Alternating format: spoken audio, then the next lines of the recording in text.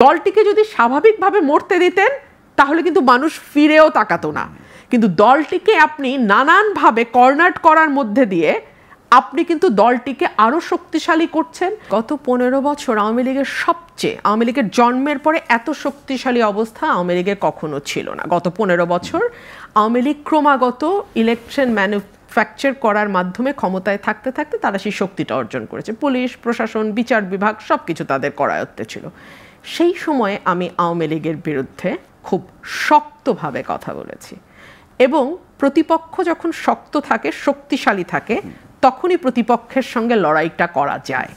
আমি ওই যোদ্ধা নই যে প্রতিপক্ষের হাত থেকে যখন তলোয়ার পড়ে যায় তখন আমি আমার তলোয়ারটা দিয়ে প্রতিপক্ষকে আঘাত করি।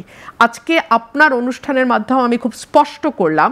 অনেকেই প্রশ্ন করে যে আপনি তো সবচেয়ে শক্তিশালী ভয়েসটা ছিলেন আওয়ামী লীগের সময়, এখন আপনার কথা অতটা আওয়ামী বিরোধী মনে হয় না কেন? তার এক নম্বর কারণ হচ্ছে আমার প্রতিপক্ষ আসলেই ডুবে গেছে। এবং আমি যখন আওয়ামী লীগের সঙ্গে টকশোতে বসতাম, বিশেষ করে 24-এর ইলেকশনের আগে আমি বলেছিলাম আপনাদের এমন পতন হবে যে আপনাদের সম্পর্কে টকশোতে এসে যে একটা আওয়াজ করবে এই লোকও আপনারা খুঁজে পাবেন না, দেশ ছেড়ে আপনাদেরকে পালাতে হবে। আল্লাহর কি ইচ্ছা এক্স্যাক্টলি তাই হলো, এক্স্যাক্টলি। না হলে আপনি বলেন একটা আওয়ামী সুশীল, একটা আওয়ামী লিডার আর একটা বিএনপি, এই নিয়ে কি আমাদের 15 বছরের টকশোর ময়দানগুলো চলে নাই? তাই না? এখন বিপ্লবী, অতি বিপ্লবী, বিদেশি বিপ্লবী, তাদেরকে তো আমরা 15 বছরে ময়দানে পাই নাই ভাই। হ্যাঁ, সো আমার প্রতিপক্ষের হাতে যখন আর কোনো অস্ত্রই নাই তখন তার পেছন দিয়ে ছুরি মারা, আমার ছুরি আমার তলোয়ার ইচ্ছা মতো ব্যবহার করা, এটা সবচেয়ে বড় কাপুরুষের লক্ষণ।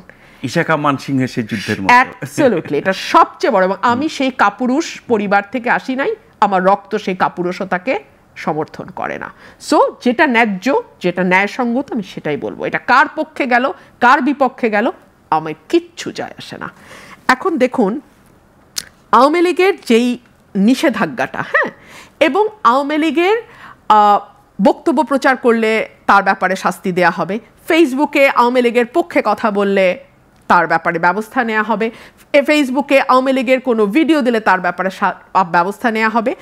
দুটো দল, দ্বিদলীয় ব্যবস্থা তো ছিল এত বছর, ফিক্সড ভোট বা রিজার্ভ ভোট কনজারভেটিভলি আওয়ামী লীগের 30, বিএনপির 30, কেউ কেউ বলে 33, মাঝখানে আমি যদি 33 ধরি 66, মাঝখানে থাকে 34%, যেই ভোটটা সুইং ভোট, তারা কোনো দল করে না, কোনো মতের মধ্যে তারা নাই, যখন যেই দলকে তাদের ভালো মনে হয়, মোটামুটি যখন যেই দল ক্ষমতায় থাকে পরের নির্বাচনে অন্য দলকে তারা ভোট দেয়। এটা মোটা দাগে হলো হিসাব। এই 34% মানুষ কিন্তু গুনছে যে আপনারা কিরকম আচরণ করা হচ্ছে দলটির সঙ্গে। দলটিকে যদি স্বাভাবিকভাবে মরতে দিতেন তাহলে কিন্তু মানুষ ফিরেও তাকাতো না, কিন্তু দলটিকে আপনি নানানভাবে কর্নার করার মধ্যে দিয়ে আপনি কিন্তু দলটিকে আরো শক্তিশালী করছেন, আরো দীর্ঘ সময়ের জন্য দলটি যাতে মাঠে টিকে থাকে আপনি সেই ব্যবস্থা করছেন। পাবলিক সিম্প্যাথিও বাড়ে। একদম তাই। এবং বাংলাদেশের মানুষ বিশ্বাস করেন, মানে আমি যাকে কি বলবো, ব্রিটিশ ওয়েদারের মতো, এই বৃষ্টি এই রোদ, এই বৃষ্টি এই রোদ। সো এখনই তারা হয়তো আওয়ামী লীগকে একেবারে ধুয়ে মুছে, যেই মুহূর্তে আওয়ামী লীগ পড়ে গেল সেই মুহূর্ত থেকে দেখবেন একটু একটু একটু একটু করে মানুষের সিম্প্যাথি সেই দিকে যাওয়া শুরু করবে। বেশি পিটালে মানুষ তখন চোরের পক্ষে।